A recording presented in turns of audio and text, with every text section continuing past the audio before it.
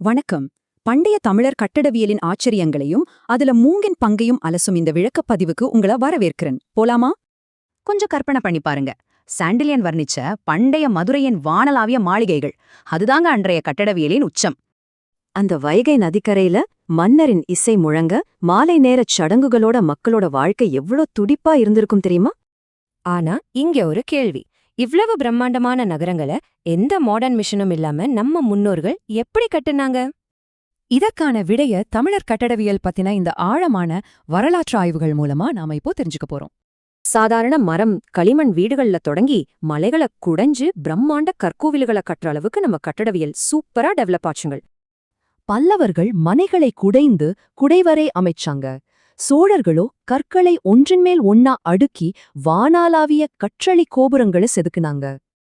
ஆனா உண்மையான ஆச்சரியம் என்னன்னா, கற்களுக்கு முன்பே சுடுமண், சுண்ணாம்பு, மரம் அப்புறம் மூங்கில கொண்டே அவங்க ஸ்ட்ராங்கா கட்டியிருக்காங்க. இத கேளுங்க. தூண்களுக்கு ஆண்மரம், உத்தரத்திற்கு பெண்மரம்னு மரங்களையே அவ்வளவு நுட்பமாக தரம் பிரிச்சு தேர்ந்தெடுத்திருக்காங்க. கிரேட்ல. சரி, இந்த நகரங்களை எப்படி பாதுகாத்தாங்க? அதுக்குதான் இஞ்சி அப்படின்னு சொல்லப்படுற மிக உயரமான பிரம்மாண்டமான கோட்டை மதில்களை அரணாக அமைச்சாங்க. இந்த மதில்கள்ல ஆட்டோமேட்டிக் விற்பொறிகள், கொதிக்கும் எண்ணெய் பொறிகள்னு நம்மளை வாய் பிளக்க வைக்கிற பண்டைய இராணுவ பொறியியலே ஒளிஞ்சிருக்கு. இத்தனை கட்டுமான பொருட்கள் இருந்தாலும் பல நூற்றாண்டுகளா நிலைத்து நிக்கிற மிக உறுதியான ஒரு ரியல் ஹீரோ தான் மூங்கில். மூங்கில் இடையில ரொம்ப லேசானது, ஆனா இரும்பு போல உறுதியானது. அதனாலேயே பிரத்யேகமான மூங்கில் வகைகளை கட்டுமானங்கள்ல அதிகமா பயன்படுத்தினாங்க. வெறும் கட்டுமானம் மட்டுமில்லைங்க, கல்யாண சீர்குடைகள், விவசாய முறம்னு தமிழர் பண்பாட்டோடும் அன்றாட வாழ்வோடும் மூங்கில் ரொம்ப ஆழமாக கலந்திருந்தது.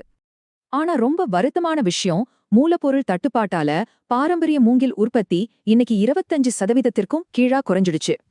நல்லவலையா, இப்போ நவீன தொழில்நுட்பத்தின் உதவியோட ப்ரீ ஃபேப்ரிகேட்டட் வீடுகள் மூலமா மூங்கில் பயன்பாடு திரும்பவும் ஒரு புத்துயிர் பெற்று வருது. அப்போ சூழலுக்கு உகந்த இந்த பழங்கால மூங்கில் தொழில்நுட்பம்தான் நமது எதிர்காலத்தை காக்கும் சாவியா? நீங்களே யோசிச்சு பாருங்க.